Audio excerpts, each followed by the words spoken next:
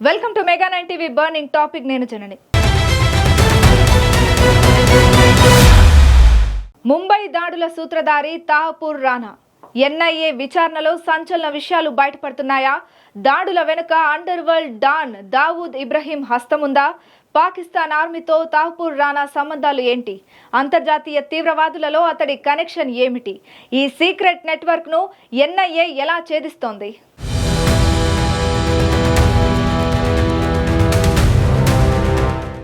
26/11 ముంబై దాడుల కీలక సూత్రధారి తాహపూర్ రానా ఎన్ఐఏ విచారణలో కీలక విషయాలు బయటపడనున్నాయి. రానాను 18 రోజుల కస్టడీలోకి తీసుకున్న ఎన్ఐఏ అన్ని కోణాల్లో ప్రశ్నలు కురిపిస్తోంది. ఢిల్లీలోని ఎన్ఐఏ హెడ్ క్వార్టర్స్ లో అతడిని హై సెక్యూరిటీ సెల్లో ఉంచి విచారిస్తోంది. రానా బాగా ఆలోచించి సమాధానాలు ఇస్తున్నాడు. అయితే జ్ఞాపక శక్తి లోపం, ఆరోగ్య సమస్యలు అంటూ తప్పించుకునే ప్రయత్నం చేస్తున్నాడని సమాచారం.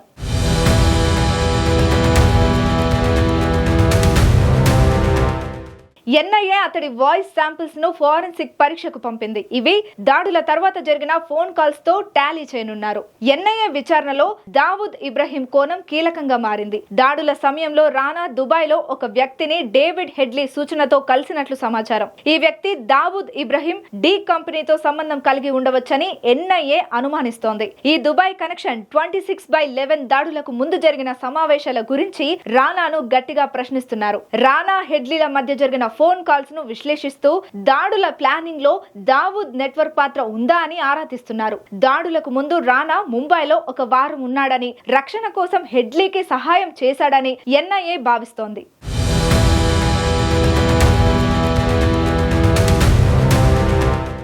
తాహపూర్ రానా విచారణలో పూర్తిగా సహకరించడం లేదని ఎన్ఐఏ అధికారులు అనుమానిస్తున్నారు. అతడు పార్కిన్సన్స్ సహా 33 ఆరోగ్య సమస్యలు ఉన్నాయని, జ్ఞాపకశక్తి సమస్యల వల్ల గుర్తు లేదని చెప్పడం ద్వారా తప్పించుకునే ప్రయత్నం చేస్తున్నాడు. కానీ ఎన్ఐఏ అతడిని రోజుకు 3 గంటలు విచారిస్తూ ఆ తర్వాత విశ్రాంతి ఇస్తోంది. రానా రోజుకు 5 సార్లు నమాజ్ చేస్తున్నాడు. ఖురాన్, కాగితం, పెన్ను అడగడంతో వీటిని అధికారులు అందించారు. రానా మానసికంగా బాగానే ఉన్నాడని, కానీ కీలక సమాచారం దాచే ప్రయత్నం చేస్తున్నాడని అధికారులు భావిస్తున్నారు.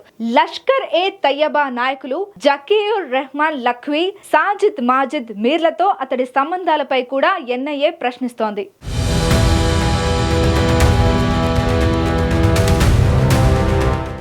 తాహపూర్ రానా గతంలో పాకిస్తాన్ ఆర్మీ మెడికల్ కార్ప్స్ లో కెప్టెన్ గా పనిచేశాడు. 1997లో ఆర్మీని విడిచి కెనడాకు వలస వెళ్లాడు. 2001లో అతడి భార్య కెనడియన్ పౌరసత్వం పొందారు. ఆ తర్వాత చికాగోలో ఫస్ట్ వరల్డ్ ఇమిగ్రేషన్ సర్వీసెస్ అనే వీసా ఏజెన్సీని స్థాపించాడు. అంతర్జాతీయ తీవ్రవాదులతో రానాకు చాలా దగ్గర సంబంధాలున్నాయి. హెడ్లీతో బాల్య స్నేహం, లష్కర్-ఏ-తయ్యబా, హర్కత్ ఉల్ జిహాద్ ఇస్లామీతో లింకులు, పాకిస్తాన్ ISIతో సంబంధాలపై ఎన్ఐఏ కూపీలాగుతోంది. ఈ నెట్వర్క్ ఎంత పెద్దది, రానా వెనుక ఎవరెవరున్నారో అనే విషయాలను రాబడుతున్నారు.